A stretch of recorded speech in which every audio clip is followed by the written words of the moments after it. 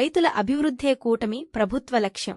Erection బాబు, మార్కాపురం జిల్లా ఎర్రగొండపాలెం మండలం నరసాయపాలెం గ్రామంలో రైతు భరోసా కేంద్రంలో కందుల కొనుగోలు కేంద్రాన్ని ప్రారంభించిన ఎరిక్షన్ బాబు అనంతరం రైతన్న మీకోసం కార్యక్రమంలో భాగంగా ఇంటింటికి వెళ్లి కూటమి ప్రభుత్వం రైతుల కోసం చేపట్టిన కార్యక్రమాలను వివరిస్తూ పాంప్లెట్స్ పంపిణీ చేశారు.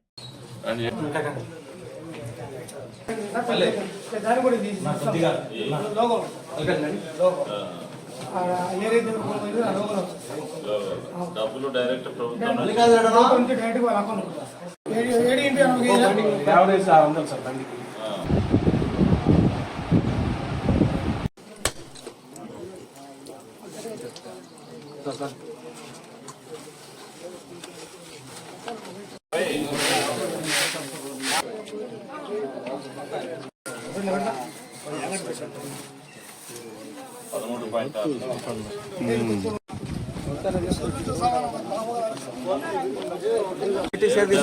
నీ బండి ఏమో ఫుల్ ఉందిగా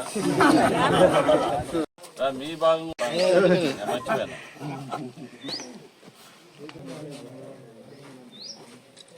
మీ ఫోటో వెళ్ళాలి. ప్రభుత్వ ఆర్ఎస్ ఎవరైనా నువ్వు ఇక్కడ ఉన్నటువంటి తెలుగుదేశం పార్టీ గ్రామ పార్టీ అధ్యక్షుడు, ఈ booth convener, co convener, unit ఇన్ఛార్జీ వీళ్ళందరూ వస్తారు. వాళ్ళని తీసుకొని ప్రతి ఇంటికి వెళ్ళాలి. ఈ 6 రోజుల్లో ప్రతి రైతుని కలవాలి. చంద్రబాబు నాయుడు గారు చెప్పినటువంటి ఇవన్నీ కూడా రైతులు తెలియజేయాల. నువ్వు రైతులకి తెలియజేయటమే కాదు, రైతులకు ఉన్నటువంటి సమస్యలు కూడా నువ్వు ఒక బుక్లెట్ రూపంలో తయారు చేయాలి ఈ గ్రామానికి. వీటన్నిటిని స్టడీ చేసి రేపు 2026-27 సంవత్సరంలో రైతులకు మేలైనటువంటి మెరుగైనటువంటి పద్ధతులు కానీ సౌకర్యాలను కల్పించేదానికి ప్రభుత్వం రైతన్న మీకోసం కార్యక్రమం పెట్టింది. ఈ కార్యక్రమం ఎందుకు పెట్టింది చెప్పు? ఆ యాక్షన్ ప్లాన్ తీసుకోవాలా. రైతులకి డిమాండ్ ఆధారిత పంటలు పండించాలని చెప్పాలి. వ్యవసాయంలో టెక్నాలజీని జోడించాలి. నీటి భద్రతను కాపాడుకోవాలి. ఈ కార్యక్రమాలన్నీ ఉన్నాయి. ఈ పాంప్లెట్ ప్రతి ఇంటికి చేరాలి, రైతుకు చేరాలి. ఎవరైతే అన్నదాత సుఖీభవ, తర్వాత పిఎం కిసాన్ యోజన లబ్ధిదారులకి ప్రతి ఒక్కరికి ఇది చేరాలా, వాళ్ళకి చెప్పాలా. ముఖ్యమంత్రి చంద్రబాబు నాయుడు గారు ఇచ్చిన మాట ప్రకారం మనం అన్నదాత సుఖీభవ ప్లస్ పిఎం కిసాన్ 2 కలిపి 20,000 రూపాయలు మనం ఇచ్చాం. సూపర్ 6లో భాగంగా అది కూడా ఒక ఐటమ్, అది రైతులకు సంబంధించి ఇచ్చాం.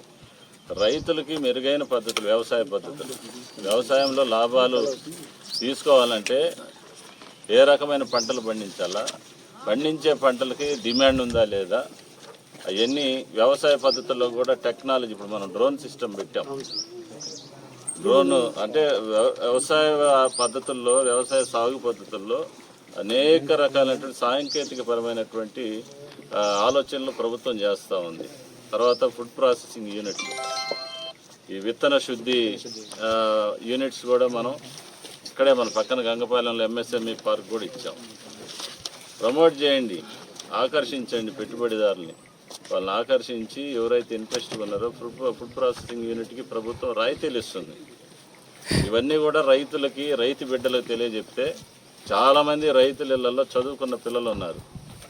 ఉద్యోగాలు రాక ఇంజనీరింగ్ చదివి, బీటెక్లు, ఎంటెక్లు చదివి, BA, ML చదివి ఖాళీగా ఉన్నారు. వాళ్ళల్లో మీకు ఇవన్నీ కూడా ఆలోచనలు రేకెత్తించాలా. వాళ్ళని వ్యవసాయ ఆధారిత పారిశ్రామికవేత్తలు మనం తయారు చేయాలి.